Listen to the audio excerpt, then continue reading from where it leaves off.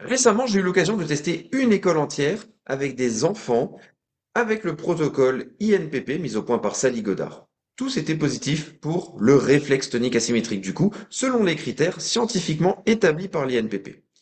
Bien souvent, quand on détecte ce réflexe non intégré, on pense immédiatement à des exercices moteurs, souvent issus des programmes comme le Brain Gym. Ces exercices peuvent avoir leur utilité, bien sûr, mais on a tendance à oublier les systèmes sensoriels qui sont au cœur même de ce réflexe. Alors, aujourd'hui, c'est ce que je vais vous présenter dans ce quart d'heure neuro, le résultat de ces tests, l'intégration du réflexe tonique asymétrique du cou et la compréhension dans les mécanismes de ce réflexe. Alors, qu'est-ce que c'est le réflexe tonique asymétrique du cou?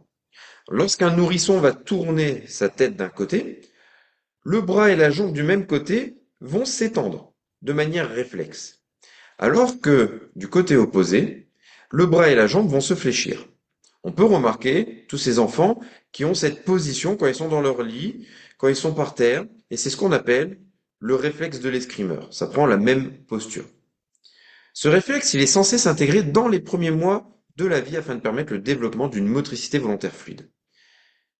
Comme tous les réflexes archaïques, le RTAC, il va venir développer plusieurs compétences. Il y a la compétence motrice, on va retrouver tout ce qui est coordination, les mouvements contralatéraux, donc c'est la capacité d'utiliser sa jambe et son bras opposés de manière fluide. Et on va le retrouver beaucoup dans des sports, quand, par exemple, dans des sports ou dans la vie de tous les jours, quand quelqu'un a du mal à peut-être venir saisir un objet ou attraper une balle, renvoyer une balle, et ainsi de suite. On va le retrouver énormément aussi dans les compétences scolaires, parce qu'il va y avoir beaucoup de troubles des apprentissages qui vont être en corrélation avec ce RTAC. Alors ce n'est pas parce que le réflexe tonique asymétrique du cou ne s'est pas bien développé qu'il va y avoir des problématiques d'apprentissage. Mais lorsqu'on voit des problématiques d'apprentissage, il y a systématiquement un réflexe tonique asymétrique du cou qui est positif chez l'enfant. On va retrouver ce réflexe tonique asymétrique du cou chez les enfants qui vont avoir des problèmes de lecture, d'écriture, et tous les troubles neurodéveloppementaux comme la dyspraxie, les troubles déficit de l'attention avec hyperactivité et les troubles du spectre autistique. Il y a aussi une composante émotionnelle dans ce réflexe archaïque, mais on ne va pas débattre sur ce sujet dans ce présent quart d'heure neuro. Alors, nous avons pris en référence les tests établis par l'INPP, qui est un organisme créé par Sally Godard et Peter Blight, son mari, qui ont fait énormément d'études sur les réflexes archaïques. Et pour faire des études sur les réflexes archaïques, il fallait qu'il y ait une cotation qui soit validée scientifiquement. Et donc cette cotation, c'est ce que tous les différentes personnes qui ont fait des études sur les réflexes archaïques utilisent dans le monde. C'est la cotation de l'INPP. C'est noté de 0 à 4, 0 étant le réflexe est parfaitement intégré, et jusqu'à 4 où c'est la cata, on va dire. Pour le réflexe tonique asymétrique du cou, par exemple, si, alors quand je mets l'enfant en position, les pieds joints, les bras tendus, légèrement un petit peu fléchis, relâchés, je tourne sa tête doucement vers un côté, je reste 2-3 secondes dans une position et après je tourne de l'autre côté. Si l'enfant ne bouge pas les bras, ça va être une cotation de 0. Si l'enfant bouge un petit peu les bras, 15 degrés, ça va être 1, 30 degrés 2, 45 degrés 3 et 90 degrés, ça va être noté 4 sur 4. Alors il faut se dire que ce test de l'INPP permet de détecter même à un degré faible les réflexes archaïques. Donc ça permet de se dire, ok, bah, il va y avoir beaucoup d'enfants qui vont être positifs. Et pour autant, si on connaît les différentes stimulations sensorielles du RTAC, on pourrait encore être plus critique sur l'intégration de ce réflexe, car il ne prend pas en compte, dans son observation, les déséquilibres, les replacements du corps, alors qu'on en a eu énormément dans les tests. Ce qui pourrait donner des cotations beaucoup plus élevées. En tout cas, c'est le signe qu'il y a une problématique vestibulaire qui est présente parce que le réflexe tonique asymétrique du cou vient cibler principalement la composante vestibulaire. Alors on a testé d'autres réflexes archaïques chez ces enfants et il y avait des réflexes archaïques qui étaient parfaitement intégrés. Mais ce RTAC, tous les enfants l'avaient positif. Sachant qu'il y a beaucoup de problèmes d'apprentissage dans cette école. Alors, dans certains environnements, il faut aussi l'expliquer. Par exemple, une stimulation sensorielle insuffisante chez l'enfant, du stress, de la sédentarité, du froid. Le RTAC peut demeurer actif. Là, nous étions dans un contexte scolaire, donc dans un environnement qu'ils connaissent. Ils n'étaient pas inquiets, pas stressés. Tous les tests leur avaient été expliqués au préalable et ils étaient mis un petit peu à l'écart des autres enfants pour pas qu'il y ait de gêne au niveau auditif, visuel, etc. On faisait ça dans une salle de sport qui est attenante à l'école. Alors, les conséquences sur la vie quotidienne et les apprentissages, ben, si on a des difficultés à coordonner les mouvements, ça va être dur d'écrire proprement, de suivre les lignes, de passer les objets d'une main à l'autre, etc.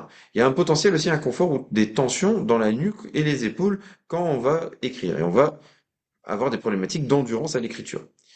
Ça peut aussi avoir un impact sur la concentration parce que ça va être difficile de fixer le regard, à être attentif et notamment, vous savez, ben, comme de manière automatique, quand je tourne ma tête dans une direction, mon bras se tend.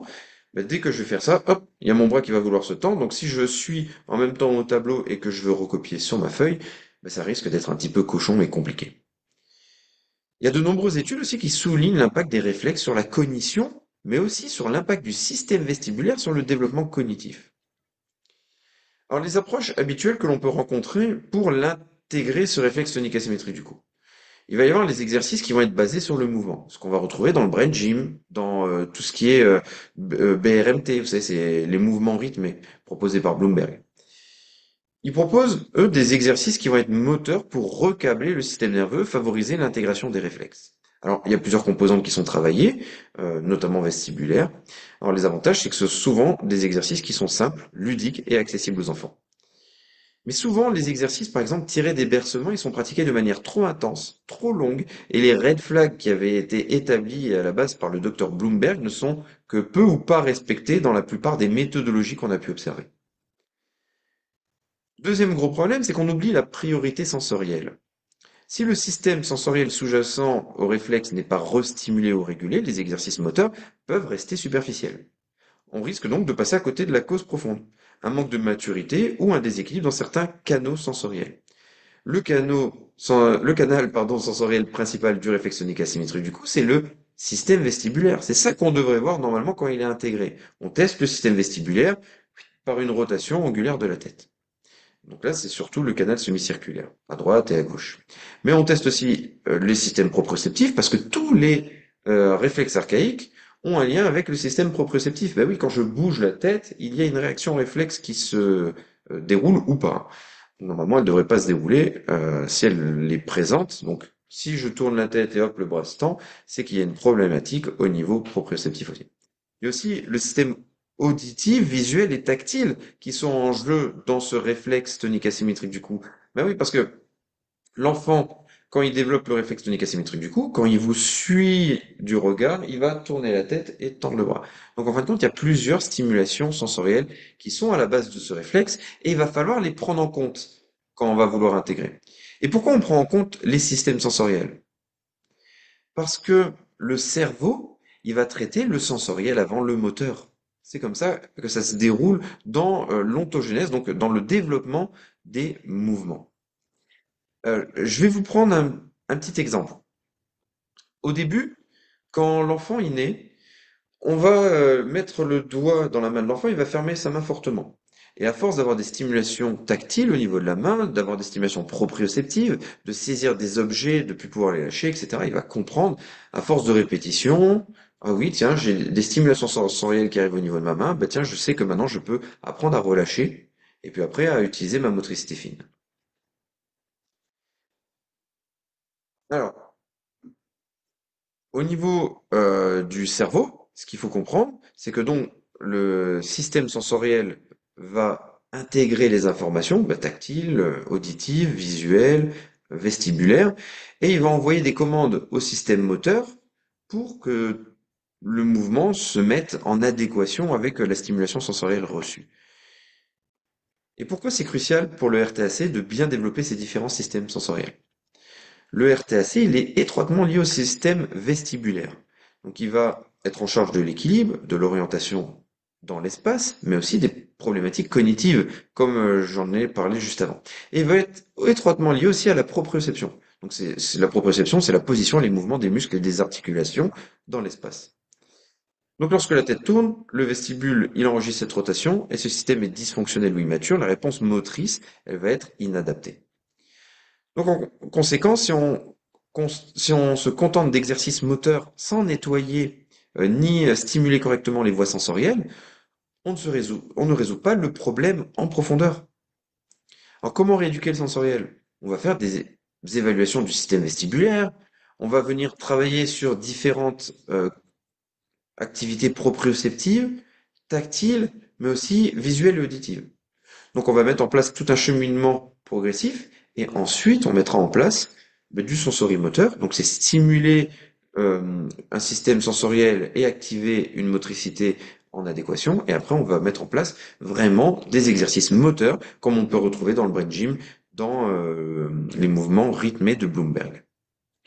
Donc, par exemple, si je me dis, tiens, je vais mettre en place un exercice de cross-crawl. Vous savez, c'est les mouvements croisés. Je viens toucher avec ma main mon genou opposé et je fais ça, ainsi de suite. C'est un mouvement qu'on retrouve énormément dans les intégrations de réflexes archaïques. Peut-être qu'avant de stimuler cet exercice, je vais d'abord proposer des stimulations vestibulaires légères.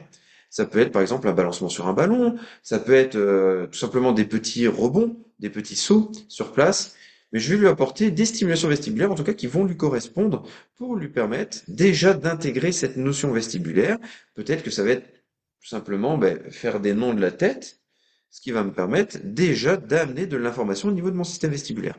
Et dès lors, peut-être que vous allez avoir des améliorations sur votre réflexe tonique asymétrique du cou. Et après, vous allez venir intégrer, renforcer ces composantes avec ces exercices de type bridging. Alors pour terminer, on va retenir que le RTAC, comme de nombreux autres réflexes archaïques, il s'appuie sur un socle sensoriel solide. Tout travail ou rééducation doit d'abord être testé et rééduquer d'abord les différents systèmes sensoriels en amont de chaque réflexe archaïque. Donc on va identifier le ou les sens qui sont prioritaires à rééquilibrer, que ce soit vestibulaire, proprioceptif, visuel, tactile, auditif. On va proposer des stimulations sensorielles graduées et contrôlées. Ça veut dire qu'il va falloir être sûr que l'exercice que l'on fait corresponde à la personne. On ne fait jamais un exercice au hasard. On teste toujours l'exercice qu'on va mettre en place avec une personne, surtout sur les suivis individuels. En groupe, on va essayer d'avoir une progression qui va repartir de la base et être crescendo pour correspondre à la majorité des personnes présentes dans le groupe.